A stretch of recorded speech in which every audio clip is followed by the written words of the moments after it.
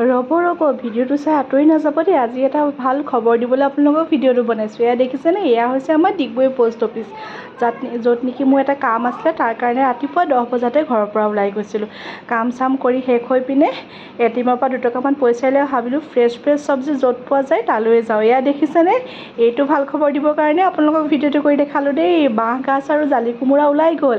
আৰু যদি এনেকুৱা লোকেল চব্জি খাবলৈ আপোনালোকৰ মন আছে তেন্তে আহি যাব ডিগবৈ নিউ মাৰ্কেটলৈ। এয়া দেখিছেনে, গোটেই ফ্ৰেছ সেউজীয়া শাক পাচলিৰ পৰা ভিৰ হৈ আছে। আপুনি ঢেকীয়াৰ পৰা ঔটেঙাৰ পৰা মানে কি লাগে, লেটা পলুলৈকে আছে। লেটা পলু জানো আজিকালি এটা আপুৰুগীয়া বস্তু নহয়? মই পিছে কেইদিনমান আগতে খালোঁ দেই। আপোনালোকে বাৰু খালে নাই জনাবচোন। এয়াই নহয়, মাছ এইবোৰ দেখিছেনে, লোকেল মাছ লাগে আপোনাক, চালানী মাছ লাগে, সকলোবোৰ পাব। মই পিছে চালানী মাছ খোৱা নাই। যিমান পাৰোঁ আজিকালি অকণমান ভাল বস্তু খাব চেষ্টা কৰিছোঁ, কিন্তু ভাল হয় নে নহয় সেইটোহে আকৌ ধৰিব পৰা নাই। এয়া জানেনে, এনেকৈ চাওঁতে বৰলীয়া মাছ কেইটামানে লৈ ল'লোঁ। ডাঙৰ মাছ খাবলৈ ইমান মন নগ'ল। আপোনালোকৰ বাৰু মাছ দেখি খাবলৈ লোভ লাগিছে নেকি জনাবচোন এটা কমেণ্ট কৰি।